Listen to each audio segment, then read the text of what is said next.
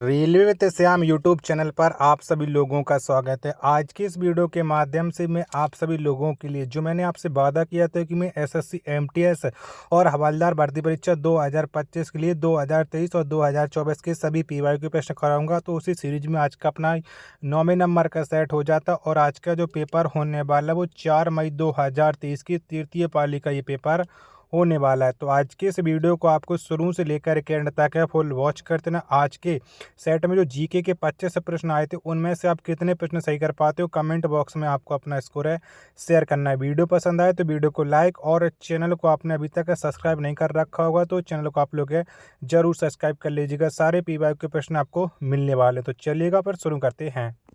तो पहला प्रश्न आ जाता है कि मल्लिका साराभाई को वर्ष 2010 में भारत सरकार द्वारा प्रतिष्ठित डॉट डॉट पुरस्कार से सम्मानित किया गया था। तो मल्लिका साराभाई को 2010 में कौन सा पुरस्कार मिला था ये आपको बताना है। पहले प्रश्न का राइट आंसर क्या हो जाएगा? तो इन्हें पद्म भूषण पुरस्कार से सम्मानित किया गया था। एक का पहला ऑप्शन देने वालों का राइट आंसर हो जाएगा।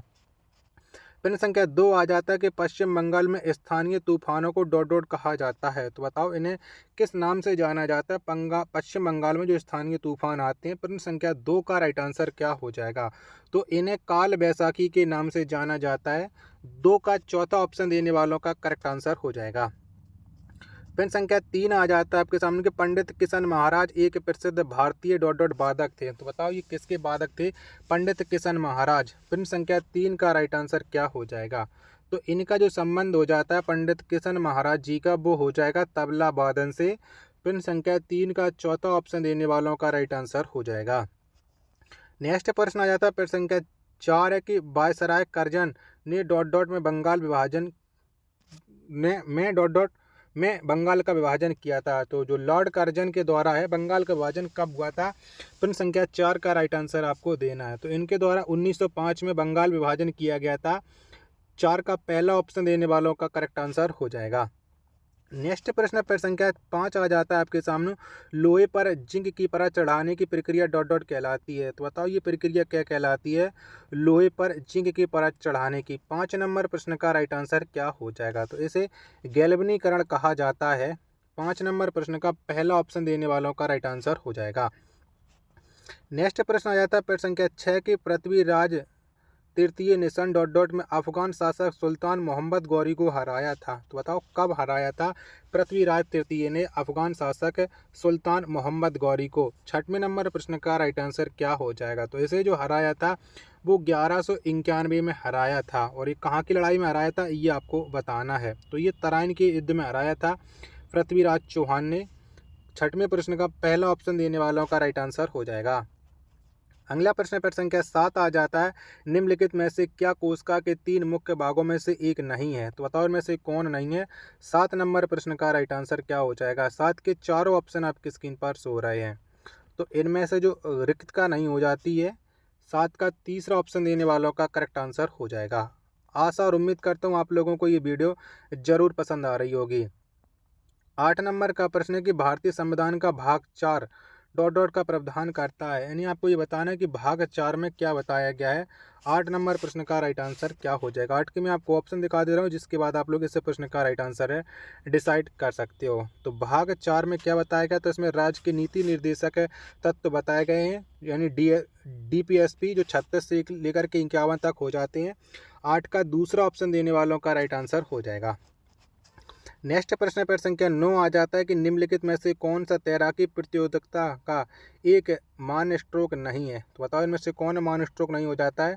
9 नंबर प्रश्न का राइट आंसर क्या हो जाएगा? तो तैराकी प्रतियोगिता का जो मान स्ट्रोक नहीं होता है वो होता है लेग स्ट्रोक।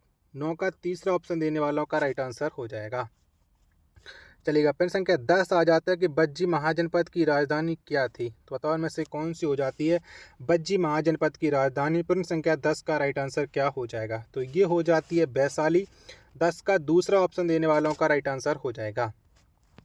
11 नंबर का प्रश्न आ जाता है कि नाटी निम्नलिखित में से किस राज्य का एक लोक नृत्य है? तो बताओ ये कौन से राज्य का लोक नृत्य हो जाएगा? नाटी। 11 का आंसर आपको बताना है। 11 के चारों ऑप्शन आपकी स्क्रीन पर शो रहे हैं। तो ये हो जाता है हिमाचल प्रदेश का लोक नृत्य। 11 का पहला ऑप्शन देने वालों का करेक्ट आंसर हो जाएगा।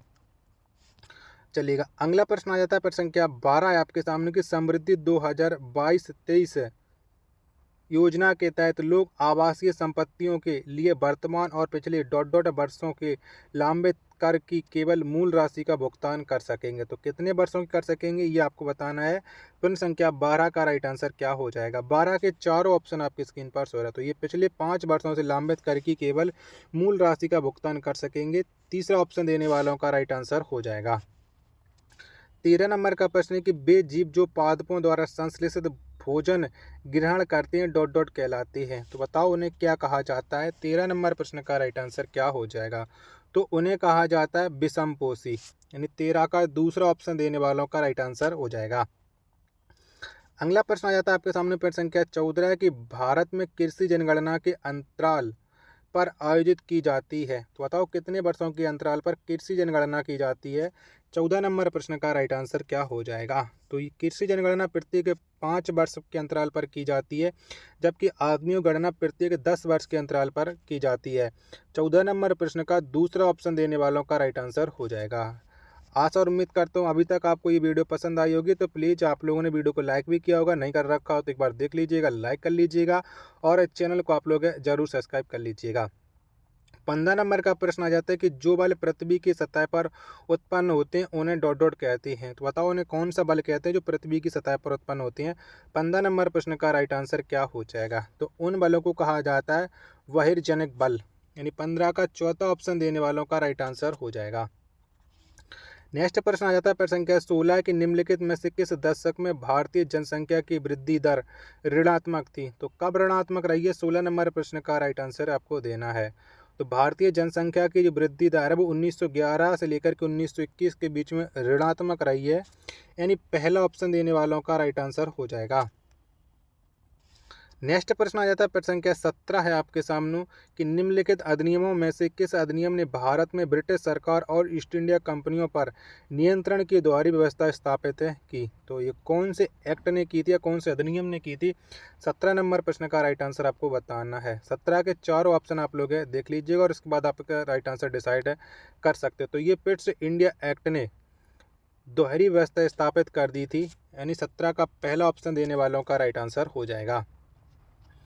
अगला प्रश्न आ जाता है आपके सामने प्रश्न संख्या 28 से राष्ट्रीय जलमार्ग 2 डॉट डॉट नदी का सादिया धुबरी खंड है। तो ये कौन सी नदी पर बना हुआ है? राष्ट्रीय जलमार्ग NW2 यानी नेशनल वाटर।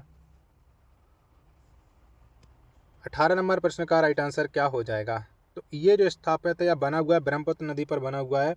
18 का पहला ऑप्शन देने वालों का करेक्ट आंसर हो जाएगा। नेक्स्ट प्रश्न प्रश्न संख्या 19 आ जाता है कि बैडमिंटन में डबल्स कोर्ट की लंबाई और चौड़ाई डॉट डॉट होनी चाहिए। तो कितनी होती है बैडमिंटन में डबल कोर्ट्स की लंबाई? 19 का आंसर आपको देना है। 19 के चारों ऑप्शन आपकी स्क्रीन पर शो हो रहे हैं। तो ये 13.4 मीटर से लेकर के 6.4 मीटर, यानी दूसरा ऑप्शन देने वालों का राइट आंसर हो जाएगा। प्रश्न संख्या 20 है आपके सामने कि शिंजो आबे जिनका हाल ही में निधन हो गया है डॉट डॉट के प्रधानमंत्री पद पर रह चुके हैं। तो बताओ शिंजो आबे कौन से देश के प्रधानमंत्री के पद पर रह चुके हैं? 20 नंबर प्रश्न का राइट आंसर आपको देना है। 20 के चारों ऑप्शन आपके स्क्रीन पर शो हो रहे हैं। तो ये जापान के प्रधानमंत्री रह चुके हैं। दूसरा ऑप्शन देने वालों का करेक्ट आंसर हो जाएगा। प्रश्न संख्या 21 आ जाता है कि निम्न में से कौन सा प्रसिद्ध उपन्यास भारतीय लेखक R.K. नारायण द्वारा लिखा गया है? तो कौन से उपन्यास को लिखा R.K. नारायण ने? 21 नंबर प्रश्न का राइट आंसर आपको देना है। 21 के चारों ऑप्शन आपकी स्क्रीन पर हैं, ये शो हो रहे हैं। तो इसे द डार्क रूम के द्वारा लिखा गया, पहला ऑप्शन देने वालों का राइट आंसर हो जाएगा। चलिएगा नेक्स्ट प्रश्न प्रश्न संख्या 22 आ जाता है कौन सा समुदाय नवरोज या नौरोज का त्यौहार नव वर्ष के रूप में मनाते हैं? तो बताइए नवरोज त्यौहार है कौन मनाते हैं? 22 नंबर प्रश्न का राइट आंसर क्या हो जाएगा? तो पारसियों के द्वारा मनाया जाता है। 22 का दूसरा ऑप्शन देने वालों का राइट आंसर हो जाएगा। अगला प्रश्न आ जाता है प्रश्न संख्या 23 है कि राष्ट्रीय आय लेखांकन में GBA का अर्थ है। तो बताओ GBA का अर्थ क्या हो जाएगा? 23 नंबर प्रश्न का राइट आंसर आपको देना है। 23 के चारों ऑप्शन आपकी स्क्रीन पर है, ये सो रहे हैं। तो GBA का जो अर्थ हो जाता है वो हो जाता है ग्रॉस वैल्यू एडिटेड, यानी चौथा ऑप्शन देने वालों का राइट आंसर हो जाएगा। पेज संख्या 24 आ जाता है कि 2011 की जनगणना के अनुसार भारत की कुल जनसंख्या की दृष्टि से उत्तर प्रदेश किस स्थान पर है। तो कौन से स्थान पर है जनसंख्या की दृष्टि से उत्तर प्रदेश है।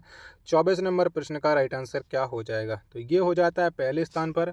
दूसरे प्रश्न का 24 का दूसरा ऑप्शन राइट आंसर हो जाएगा।